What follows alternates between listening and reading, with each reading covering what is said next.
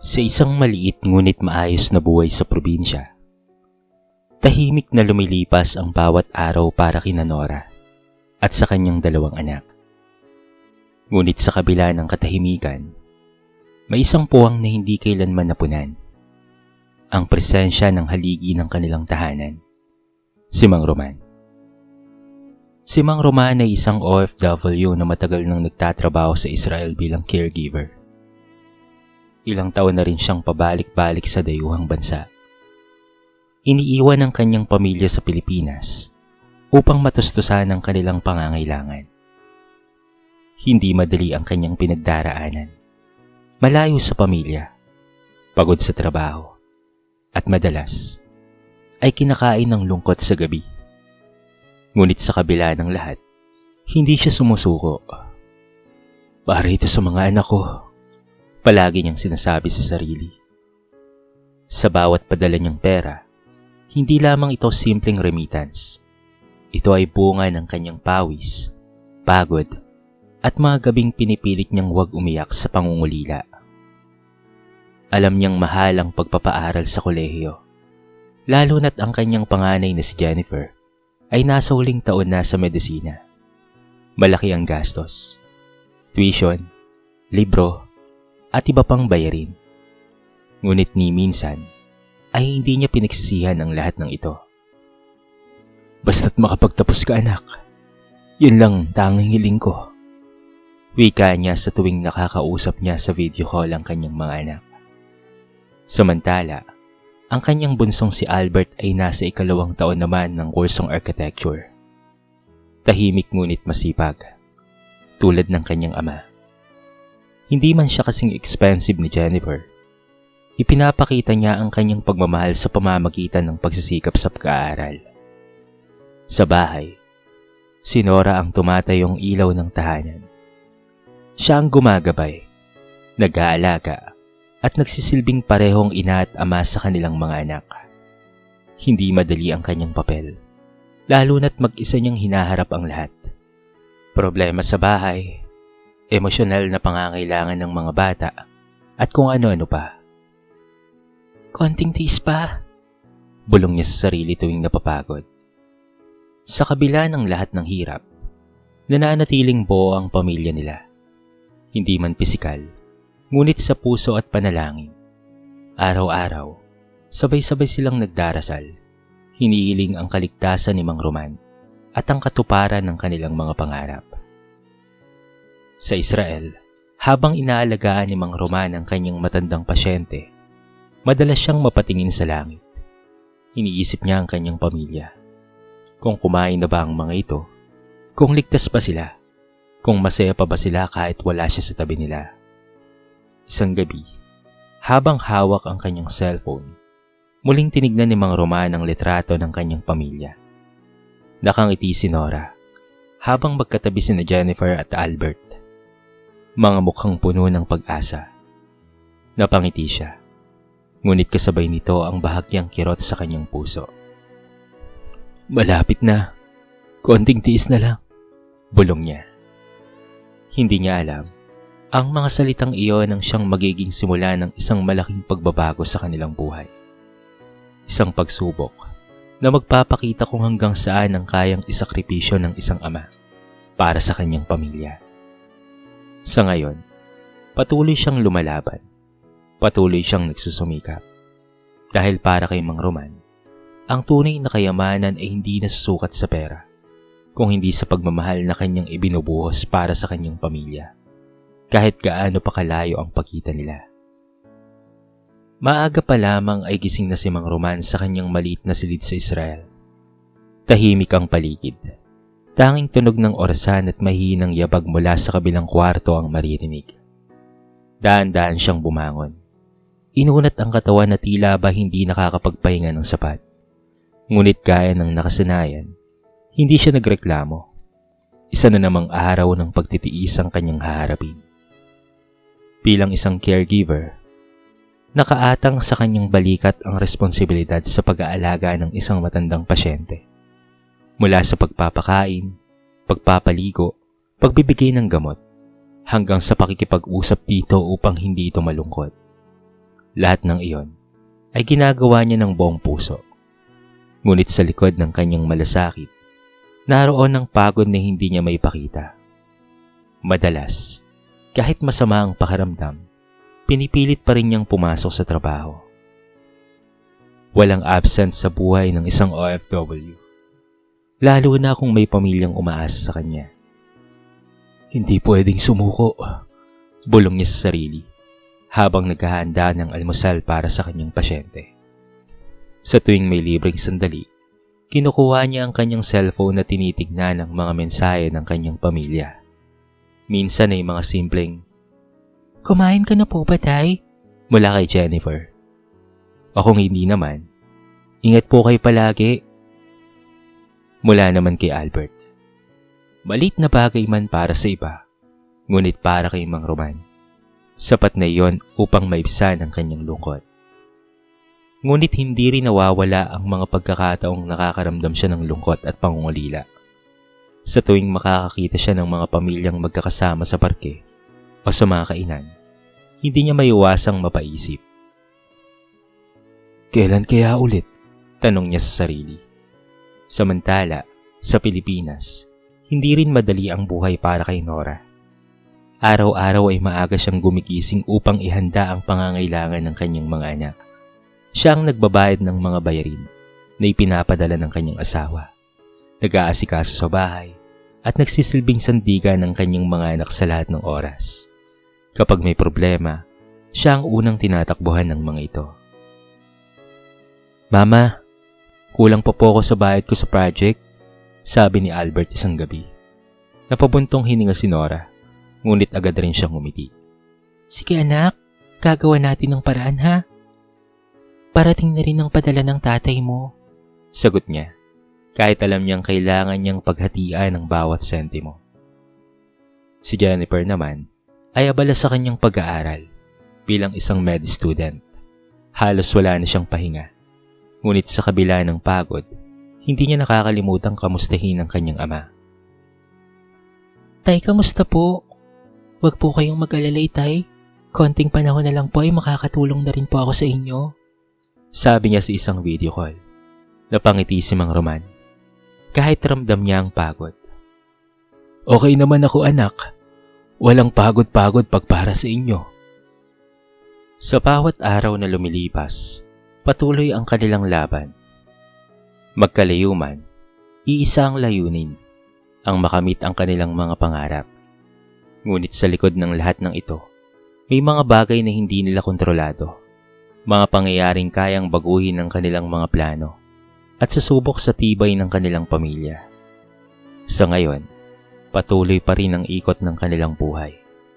Isang buhay na puno ng sakripisyo, pagtitiis, at walang sawang pagmamahal kahit gaano pa kalayo ang pagitan nila. Sa kabila ng pagod at hirap na kanilang pinagdaraanan, may isang bagay na patuloy na nagbibigay lakas sa pamilya ni Mang Roman, ang kanilang mga pangarap. Isang gabi, sabay-sabay silang nag-video call. Ito ang kanilang nakasanayan tuwing may pagkakataon. Isang simpleng paraan upang maramdaman nila ang presensya ng isa't isa kahit magkakalayo. "Kamusta na kayo dyan?" bungad ni Mang Roman. Baka sa mukha ang pagod ngunit may kasamang ngiti. "Ayos lang po, Itay. Busy po sa ospital pero kinakaya po." "Nako, mukhang malapit ng magdoktor ang anak ko paberong sabi ni Mang Roman. Ngumiti si Jennifer, ngunit halatang pagod. "Konting tiis na lang po, Itay. Para sa inyo rin naman po ito ni Nanay." Napangiti si Mang Roman. Sa bawat salitang naririnig niya mula sa kanyang anak, tila nawawala ang lahat ng kanyang pagod. Samantala, si Albert naman ay tahimik na nakikinig, ngunit kalaunan ay sumingit din. "Tay, may design project po kami. Medyo mahal po yung materials." Nahiyang sabi nito. Hindi nagdalawang isip si Mang Roman. "Sige anak, ipapadala ko. Walang problema dun basta sa pag-aaral. Pagbutihan mo lang ang pag-aaral mo ha." "Opo, Itay. Maraming salamat po," sagot ni Albert. Bakas ang pasasalamat sa kanyang boses. Tahimik namang nakamasid si Aling Nora sa kanilang pag-uusap. Bilang ina, Ramdam niya ang bawat sakripisyong ginagawa ng kanyang asawa. Ngunit sa kabila nito, pinipilit niyang maging matatag. "Roman?" Mahina niyang tawag. "Ano yun, Nora?" "Konting panahon na lang ha. Uuwi ka na rin. Sabay-sabay na tayo ulit." Napatingin si Mang Roman sa screen. Tila ba ninanamnam ang bawat sandali ng kanilang pag-uusap. "Oo nga, mahal. Next year uuwi na ako. Tuloy-tuloy na," sagot niya. Yan ang kanilang plano. Isang pangarap na matagal na nilang inaasam-asam. Isang buhay na magkakasamang muli. Walang pagitan ng dagat at distansya. Sa isip ni Mang Roman, malinaw ang kanyang layunin. Ang makapagtapos si Jennifer bilang doktora. Makamit ni Albert ang pangarap nitong maging arkitekto. At higit sa lahat, mabigyan ng maayos na buhay ang kanyang pamilya. Para sa kanya, iyon ang tunay na tagumpay. Matapos ang tawanan at kwentuhan, isa-isa na silang nagpaalam. "Ingat po palagi tayo ha," sabi ni Jennifer. "Huwag po kayong magpapakapagod masyado," dagdag ni Albert. "At ikaw naman, Roman, mag-iingat ka palagi ha. Mahal ka namin." Mahina ngunit puno ng pagmamahal na sabi ni Aling Nora. Saglit na natahimik si Mang Roman. Pinilit niyang itago ang kanyang emosyon. Ngunit hindi niya napigilan ang bahagyang pagluha. "Mahal na mahal ko kayo. Para sa inyo ang lahat ng ito," sagot niya. Pagkatapos ng tawag, naiwan siyang mag-isa sa kanyang silid. Tahimik, malayo, ngunit puno ng pag-asa. Kinuha niya ang litrato ng kanyang pamilya at muling tinitigan ito. "Konti na lang, makakauwi na rin ako," bulong niya. Ngunit hindi nila alam, ang pangarap nilang tahimik at masayang pagbabalik ay maglalagay sa alanganin. May paparating na pagsubok na hindi nila inaasahan. Isang pangyayaring magpapabago sa kanilang mga plano at sasubok sa kanilang katatagan bilang isang pamilya. Sa ngayon, pinanghahawakan nila ang kanilang mga pangarap. Dahil para sa kanila, ang bawat sakripisyo ay may kapalit. Isang mas maliwanag na bukas na sabay-sabay nilang haharapin. Isang umaga, habang abala si Nora sa paghahanda ng almusal, napansin niyang tila seryoso ang tono ng balita sa telebisyon. Hindi niya agad ito pinansin sa una. Ngunit nang marinig niya ang salitang Israel, bigla siyang napalingon. "May nagaganap na kaguluhan," ani ng news anchor. Biglang kinabahan si Nora. Agad niyang nilakasan ang volume ng telebisyon habang nakatutok ang kanyang mga mata sa screen. Pinapakita ang mga eksena ng tensyon. Mga sirena, tatakbuhang mga tao, at mga ulat ng panganib sa ilang lugar. "Diyos ko!" mahina niyang sambit. Agad niyang tinawag ang kanyang pamilya. "Jennifer, Albert, halika kayo rito." Dali-daling lumapit ang dalawa. Bakas ang pagtataka sa mukha. "Ano po yun?" tanong ni Jennifer. Itinuro ni Nora ang telebisyon. "Nasa balita, may kaguluhan sa Israel." Parang biglang bumigat ang hangin sa loob ng bahay. Tahimik silang nakinig habang ipinapaliwanag ang sitwasyon. Sa bawat detalye, lalo lamang tumitindi ang kanilang pangamba. "Nay, si Itay," nanginginig na sabi ni Albert. Napakapit si Jennifer sa kanyang dibdib. "Subukan nating tawagan siya," agad niyang sabi. Agad nilang tinawagan si Mang Roman, ngunit walang sumasagot. Muli nilang sinubukan. Paulit-ulit ngunit nanatiling walang sagot ang kabilang linya. Lumipas ang ilang oras, ngunit wala pa ring balita. "Bakit hindi siya sumasagot?" halos maiyak na sabi ni Nora. Sa kabilang banda, sa Israel, abala si Mang Roman sa pagtitiyak ng kaligtasan ng kanyang pasyente. Naririnig niya ang malakas na ingay sa labas, mga sirena at tila pagsabog sa malayo. Hindi niya may kakailang natatakot siya. Ngunit pinilit niyang maging matatag. "Okay lang po tayo. Nandito lang po ako. Huwag po kayong mag-alala," sabi niya sa kanyang pasyente. Kahit siya mismo ay kinakabahan. Sa kanyang bulsa, nagbabibrate ang kanyang cellphone. Sunod-sunod na tawag mula sa kanyang pamilya. Ngunit sa gitna ng kaguluhan, hindi niya ito kaagad masagot. Lumipas ang ilang sandali bago siya nagkaroon ng pagkakataon. Agad niyang sinagot ang tawag. Tay! Sabay-sabay na sigaw ni na Albert at Jennifer. Ayos lang ako mga anak, huwag kayong mag-alala sa akin. Pilit niyang pinapatatag ang kanyang boses. Ngunit hindi niya may tago ang pagod at kaba. Tay, umuwi na po kayo. Agad na sabi ni Jennifer, bakas ang pag-aalala. Oo nga, Roman. Pwede bang umuwi ka na? Sabat naman ni Nora. Delikado na dyan. Ngunit sandaling natahimik si Mang Roman. Hindi pwede. Kailangan ko pang magtrabaho. Unting tiis na lang, sagot niya. Sa mga salitang iyon, mas lalo lamang nadurog ang puso ng kanyang pamilya. Paano nilang matatanggap ang konting tiis kung ang kapalit nito ay ang posibilidad na mawala siya? Sa gabing iyon, walang nakatulog sa kanilang tahanan. Puno sila ng pangamba. Puno ng takot at dasal ang bawat sandali. Panginoon, ingatan niyo po ang aking asawa. Paulit-ulit na bulong ni Aling Nora habang hawak ang rosaryo. Si Jennifer naman ay tahimik na umiiyak sa kanyang kwarto, habang si Albert ay nakatulala, hindi malaman ang gagawin. Sa gitna ng kaguluhan, isang tanong ang paulit-ulit na bumabalik sa kanilang isipan. Hanggang kailan nila kayang isugal ang buhay ni Mang Roman kapalit ng kanilang mga pangarap? At sa pagkakataong ito, malinaw na sa kanila ang sagot. Hindi na sapat ang konting tiis. Panahon na upang pumili. Pamilya o sakripisyo. Kinabukasan, mabigat pa rin ang pakiramdam sa loob ng bahay ni Nora. Halos walang nagsasalita habang kumakain sila ng almusal. Bawat isa ay abala sa sariling iniisip. Iisa lamang ang sentro, ang kaligtasan ni Mang Roman. Hindi na kinaya ni Jennifer ang katahimikan. Ma, hindi na po pwede to.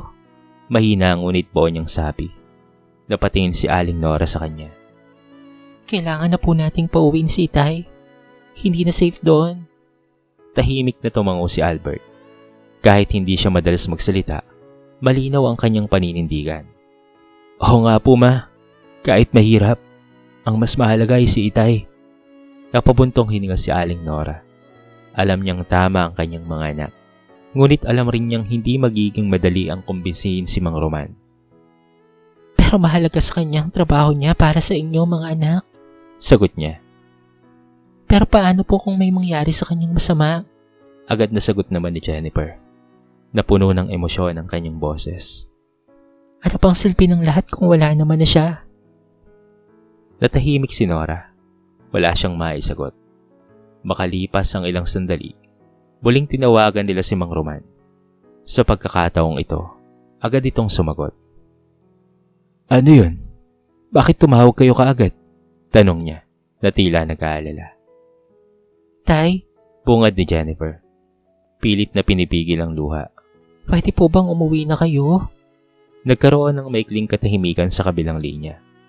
Pero anak, huwag kayong mag-alala sa akin. Konting tiis na lang ha. Sagot ni Mang Roman. Malapit na rin naman na ang kontrata kong magtapos. Pero tay, napataas ang boses ni Jennifer. Hindi na po ito patungkol sa kontrata. Hindi niya na napigilan ang kanyang emosyon. Aanin po namin ang pagbabalik mo dito sa susunod na taon kung malamig ka naman na bangkay dahil sa kaguluhan dyan. Parang tumigil ang mundo sa mga salitang iyon. Hindi kaagad nakapagsalita si Mang Roman. Sumingit si Nora. Mas mahinaon ngunit puno ng damdamin. Roman, gusto ka na naming makasama. Hindi namin kayang isipin na may mangyayari sa iyong masama. Makinig ka naman sana sa amin. Narinig ni Mang Roman ang panginginig sa boses ng kanyang asawa. Ramdam niya ang takot. Hindi lamang para sa kinabukasan, kung hindi para sa posibilidad na tuluyan silang maghiwalay habang buhay. Dahil doon, ay napapikit siya. Sa kanyang isip, naglalaban ang dalawang bagay. Ang responsibilidad niya bilang ama at ang kaligtasan niya bilang isang tao. Kung uuwi siya, paano ang gastusin? Paano ang pag-aaral ng mga anak? Ngunit kung mananatili siya, paano kung hindi na siya makabalik? Hindi ko kayo gustong iwanan na lang na walang kasiguraduhan. Mahina niyang sabi. Hindi po kami mawawalan, Tay, sagot ni Albert. Basta't kasama ka namin. Isang simpleng pangungusap, ngunit tumimo ito sa puso ni Mang Roman. Sa sandaling iyon, may nabasag sa kanyang loob, isang matagal na niyang pinanghahawakang paniniwala na kailangan niyang tiisin ang lahat, kahit isugal ang sarili. Napabuntong hininga siya ng malalim. Sige, mahina niyang sabi. Biglang natahimik ang kabilang linya. Uuwi na ako. Hindi napigilan ni Nora ang kanyang pagluha. Si Jennifer ay napahawak sa bibig, habang si Albert naman ay napangiti sa gitna ng emosyon. Salamat, Itay, umiiyak na sabi ni Jennifer. Tahimik lang si Mang Roman. Sa unang pagkakataon matapos ang maraming taon, pinili na niya ang sarili at ang kanyang pamilya.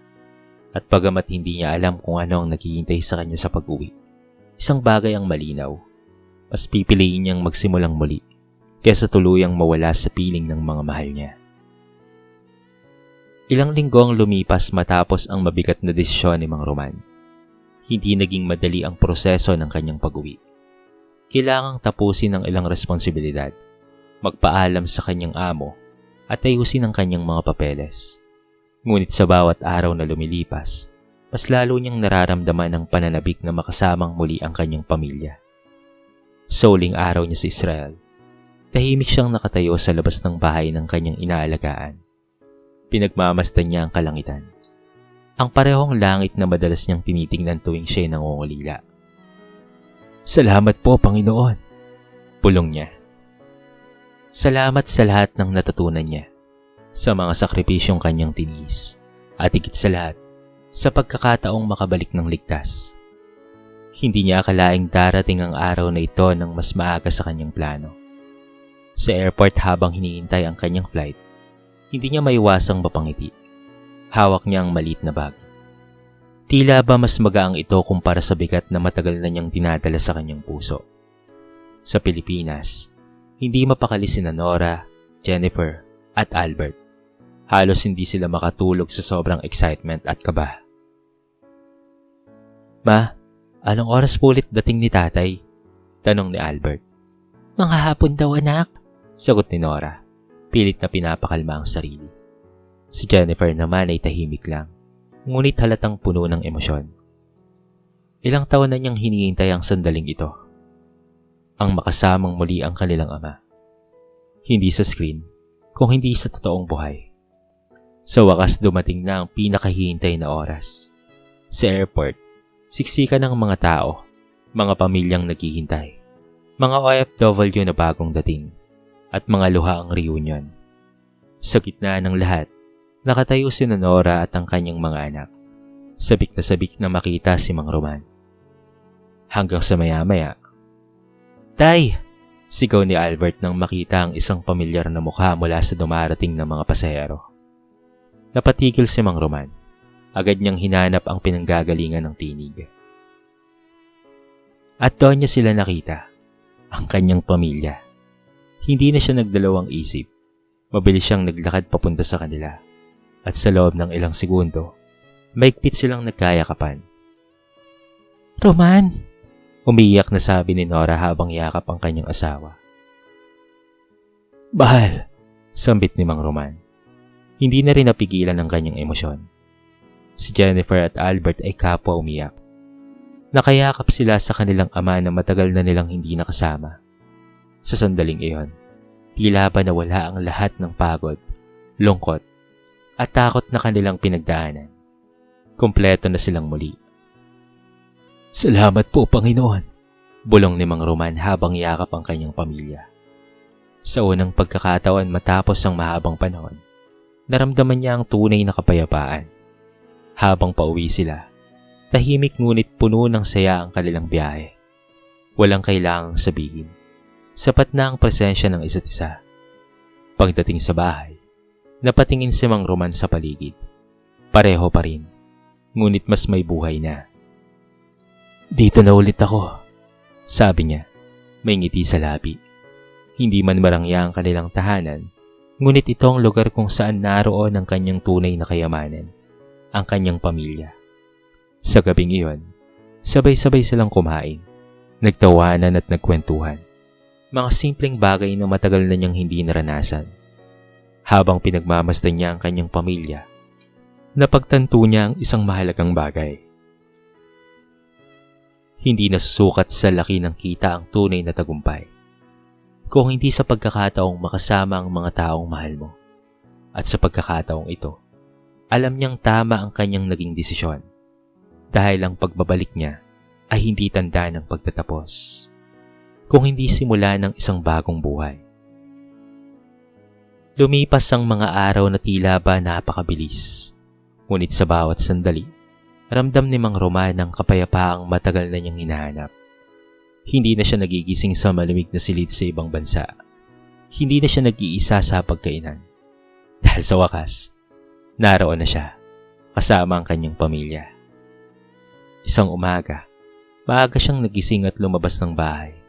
Sinalubong siya ng sariwang hangin at ang tahimik na paligid ng kanilang lugar. Umupo siya sa isang bangko sa labas, pinagmamasdan ang unti-unting pagsikat ng araw. Ganito pala ang pakiramdam, bulong niya. Simpleng buhay, walang ingay ng sirena, walang pangamba. Maya-maya, lumabas si Nora, may dalang 2 tasa ng kape. Maaga ka atang nagising, mahal, sabi nito habang iniabot ang tasa kay Mang Roman. Napangiti siya. Namiss ko to, sagot niya. Yung simpleng umaga at kasama ka. Umupo si Aling Nora sa tabi niya. Hindi man tayo mayaman basta't magkakasama tayo. Sapat na yon, mahina nitong sabi. Tumango si Mang Roman. Ngayon, mas malinaw na sa kanya ang ibig sabihin ng tunay na kayamanan. Samantala, abala sina Jennifer at Albert sa kani-kanilang mga gawain. Si Jennifer ay naghahanda na para sa kanyang huling taon sa medisina, habang si Albert naman ay mas porsigidong tinutuloy ang kanyang kurso sa architecture. Isang hapon, nagtipon-tipon sila sa sala. Tay, bungad ni Jennifer, may ngiti sa mga labi. Malapit na po akong graduate. Napangiti si Mang Roman, bakas ang pagmamalaki sa kanyang mukha. Talaga anak? Napakabilis ng panahon, no? Dahil po sa inyo ito, itay, dagdag ni Albert. Kung hindi po kayo nagsakripisyo, hindi po kami makakarating dito. Saglit na natahimik si Mang Roman. Hindi niya inaasahan ang mga salitang iyon. Hindi lang ako, sagot niya. Lahat tayo. Lalo na ang nanay ninyo. Tayong lahat ay nagtutulungan. Napatingin siya kay Nora, na tahimik lang na nakangiti. Kung wala ang nanay ninyo, hindi ko rin kakayanin ang lahat, dagdag niya. Ngumiti si Aling Nora, ngunit may bakas ng emosyon sa kanyang mga mata. Sa gabing iyon, habang mag-isa si Mang Roman sa kanyang kwarto, napaisip siya. Ilang taon niyang inakala na ang tagumpay ay nasa laki ng kinikita, na kailangan niyang magtiis sa malayo upang mabigyan ng magandang buhay ang kanyang pamilya. Ngunit mali pala siya. Dahil ang tunay na yaman ay hindi palaging sa pamamagitan ng pera. Ito ay ang oras, ang presensya, ang pagmamahal. Napangiti siya habang nakatingin sa kisame. Salamat po, Panginoon, bulong niya. Salamat po sa pagkakataon na hindi ako naging OFW habang buhay. Kinabukasan, sabay-sabay silang nagsimba bilang pamilya. Sa bawat panalangin, dama nilang pasasalamat at bagong pag-asa. Hindi man perpekto ang kanilang buhay, ngunit po sila. At sa huli, yon ang pinakamahalaga. Sa bagong simula na kanilang tinatahak, dala nila ang mga aral ng nakaraan. Ang halaga ng sakripisyo, ang lakas ng pamilya, at ang kahalagahan ng bawat sandaling magkasama. Dahil sa mundong puno ng pagsubok, ang tunay na tagumpay ay hindi ang marating ang malayo, kung hindi ang makabalik sa piling ng mga taong tunay na nagmamahal sa iyo. Lumipas ang ilang mga taon, at unti-unting nagbunga ang lahat ng sakripisyo ng pamilya ni Mang Roman. Sa isang malaking araw, suot ang puting uniforme at may ngiting hindi may paliwanag, tinanggap ni Jennifer ang kanyang diploma bilang isang ganap na doktora. Sa gitna ng palakpakan, hinanap niya kaagad sa audience ang kanyang pamilya. Naroon ang kanyang inang si Nora, luhaan ngunit masaya. Katabi si Albert na ngayon ay malapit na ring makapagtapos sa kursong architecture. At higit sa lahat, naroon si Mang Roman, buong pagmamalaking nakatayo. Pinipigilan ang kanyang pagluha. Hindi na siya nanonood sa screen. Nasa tabi na siya. "Para po ito sa inyo, Inay, Tay," sabi ni Jennifer, matapos ang seremonya, habang nakayakap sa kanyang mga magulang. Hindi nakapagsalita si Mang Roman. Maigpit lang niyang niyakap ang kanyang anak. Sa sandaling iyon, pumalik sa kanyang alaala ang lahat. Ang mga gabing mag-isa siya sa Israel. Ang pagod, ang lungkot, at ang pangulila. Lahat ng iyan ay tila nabura sa isang iglap. Dahil ngayon, hawak na niya ang bunga ng kanyang paghihirap. Ilang taon pang lumipas, si Albert naman ay nakapagtapos na rin. Sa kanyang pagtatanghal bilang bagong arkitekto, muling nagtipon ang pamilya. "Tay, ako naman po," nakangiting sabi ni Albert. Napangiti si Mang Roman. "Napakagaling nyo. Magaling kayong pareho mga anak," sagot niya, puno ng pagmamalaki. Sa kabila ng lahat ng tagumpay, nanatiling simple ang kanilang pamumuhay. Hindi man barangya, ngunit puno ng pagmamahalan at pagkakaisa. Si Mang Roman ay nagsimulang magnegosyo ng maliit, isang sari-sari store sa kanilang lugar. Hindi man kalakihan ng kita, pero sapat na ito upang mapanatili ang kanilang pang-araw-araw na pangangailangan. Ngunit higit sa lahat, hindi niya na kailangang lumayo muli. Isang hapon habang nakaupo siya sa labas ng kanilang bahay, pinagmamasdan ng kanyang pamilya. Si Nora na abala sa tindahan, si Jennifer na pauwi mula sa ospital, at si Albert na may dalang mga plano para sa kanyang proyekto. Napangiti siya. Tahimik siyang napabuntong hininga. "Dati, akala ko ay kailangan kong magtiis habang buhay sa malayo para maging maayos lang ang buhay namin," bulong niya. Sa kanyang puso, malinaw na ang lahat. Ang tunay na kayamanan ay hindi ang perang naipon. Hindi rin ito ang tagumpay na nakikita ng iba. Ito ay ang kanyang pamilya. Ang mga yakap na hindi kayang palitan ng kahit na anong halaga. Ang mga tawanan na hindi maririnig sa video call. At ang presensyang hindi kayang tumpasan ng kahit na anong sakripisyo. Tumingala siya sa langit, gaya ng dati niyang ginagawa sa Israel. Ngunit ngayon, iba na ang pakiramdam. Hindi na ito puno ng lungkot, kung hindi puno na ng pasasalamat. "Salamat po, Panginoon, sa pagkakataong makabalik at makasama ang aking pamilya." At sa wakas, natagpuan ni Mang Roman ang hinahanap niyang kapayapaan. Hindi sa ibang bansa, kung hindi sa sariling tahanan, sa piling ng mga taong tunay na nagmamahal sa kanya. Dahil sa dulo ng lahat ng paglalakbay, ang pinakamahalagang destinasyon ay hindi ang lugar na pinupuntahan, kung hindi ang pamilyang binabalikan. Sa kwentong ito ay marami tayong mapupulot na aral. Hindi nasusukat sa laki ng kinikita o sa tagal ng pagtitiis ang tunay na tagumpay ng isang tao. Maaaring mahalaga ang pera para matustusan ang pangangailangan ng pamilya. Walang mali doon. Ngunit mas mahalaga pa rin ang kaligtasan, presensya, at pagmamahal na naibibigay natin sa isa't isa. Pinapakita ng kwento na ang sakripisyo ng isang magulang ay talaga namang walang kapantay. Ngunit hindi dapat isugal ang sariling buhay kapalit ng pangarap. Dahil sa huli, ang pinakamahalagang kayamanan ay hindi ang material na bagay, kung hindi ang pagkakataong makasama ang iyong pamilya, magmahal, at maramdaman ang tunay na saya sa piling ng mga mahal mo sa buhay. Dito na po nagtatapos ang ating maiksing kwento sa araw na ito. Sana po ay nagustuhan nyo. At sana po ay kinapulutan nyo ng maraming aral. Kayo mga kabarangay, anong masasabi nyo sa ating kwento? I-comment nyo naman sa baba ang inyong mga reaksyon. Babasahin natin ang lahat ng yan. I-comment nyo na rin kung taga saan kayo, para naman malaman ko kung hanggang saan nakaabot ang video na ito. Paki-like and share na rin po ang ating kwento para mapakinggan rin ng iba.